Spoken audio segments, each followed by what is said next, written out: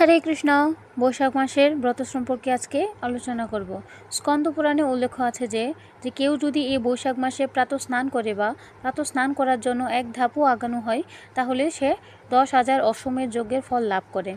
এবং কেউ যদি তার সামর্থ্য না থাকে, যদি অত্যন্ত গরিব হয়, যদি সে একটি পুষ্প দিয়েও ভগবানের অর্চন করেন, তাহলেও সে অখিল পাতক থেকে মুক্ত হয়ে তার শত পিতৃপুরুষকে উদ্ধার করতে সমর্থন হন।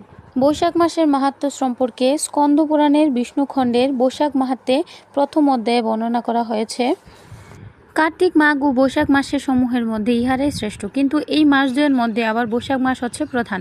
জননী যেমন স্ব সন্তানগণের ইষ্টদান করেন, এই বৈশাখ মাসও তদ্রূপ নিখিল প্রাণীর শুভদায়ক। এই মাসে দান, যজ্ঞ, ব্রত ও স্নান করিলে সর্বপাপ বিনষ্ট হয়। ধর্ম, যজ্ঞ ও ক্রিয়া আদিতে এই বৈশাখ মাসই সমূহের মধ্যে সার। পদ্মপুরাণের পাতাল খণ্ডে অম্বরীশ সংবাদে, নারদ অম্বরীশ সংবাদে ব্যাখ্যা করা হয়েছে, বৈশাখ মাসে তিল, ঘি শ্রীহরির প্রতি বিধিনার্থে দান করিলে কোটি জন্মার্জিত পাপের ক্ষয় হয়।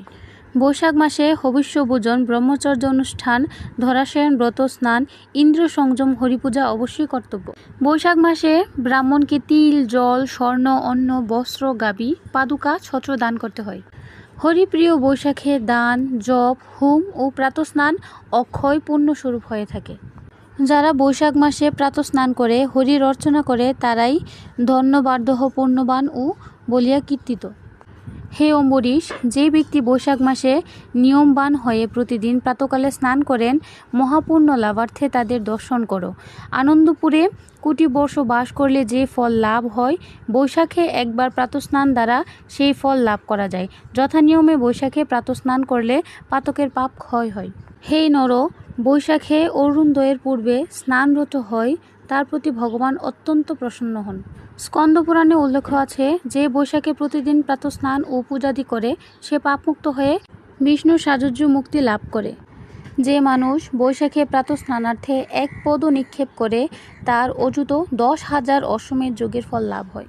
কুটবুদ্ধি মানবও যদি বৈশাখ মাসে মনে মনে প্রাতঃস্নানের সংকল্প করে তারও শতযজ্ঞের ফল লাভ হয়ে থাকে, এতে কোনো সন্দেহ নেই।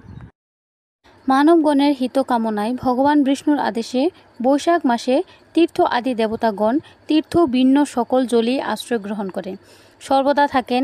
সূর্যোদয় হতে 6 ঘটিকা পর্যন্ত তীর্থ আদি দেবতাগণ জলে বাস করেন। যারা এই সময়ের মধ্যে স্নান না করে তীর্থ আদি দেবতাগণ তাদের সুদারুণ অভিশাপ্ত প্রদান করে স্বস্থানে চলে যান। অতএব ওই সময় স্নান করা কর্তব্য। বৈশাখ মাসে দনহীন ব্যক্তি যদি কেবলমাত্র পুষ্প দ্বারা শ্রীহরির অর্চনা করেন তাহলে তার অখিল পাতক হতে মুক্ত হয়ে তিনি শত সংখ্যক পিতৃকুলের পরিত্রাণ সমর্থন করেন। এবং আরও বলা হয়েছে, যারা নানারূপ মধুর সামগ্রী দ্বারা শ্রীহরির অর্চনা করেন তারা উক্ত ফল অপেক্ষা অধিকতর ফল প্রাপ্ত হন এবং শ্রীহরির প্রসন্নতা বিধান করেন। বৈশাখ মাস পালনের ফলে মানবগণ অশ্বমেধ আদি ফল প্রাপ্ত হবে। পদ্মপুরাণে বর্ণনা করা হয়েছে, যারা বৈশাখ মাসে মধুদ্রব্য প্রধান আহার্য তিল, বাড়িপাত্র, ছত্র, বসন ও পাদুকা শুদ্ধ ব্রাহ্মণকে প্রদান করেন, সেই দান দ্বারা শ্রীহরির প্রীত থাকেন। এতে যে পুণ্য সঞ্চিত হয় শতকোটি বর্ষও তা গণনা করে শেষ করা যায় না। এইভাবেই বৈশাখ মাসের ব্রত পালন করতে পারেন।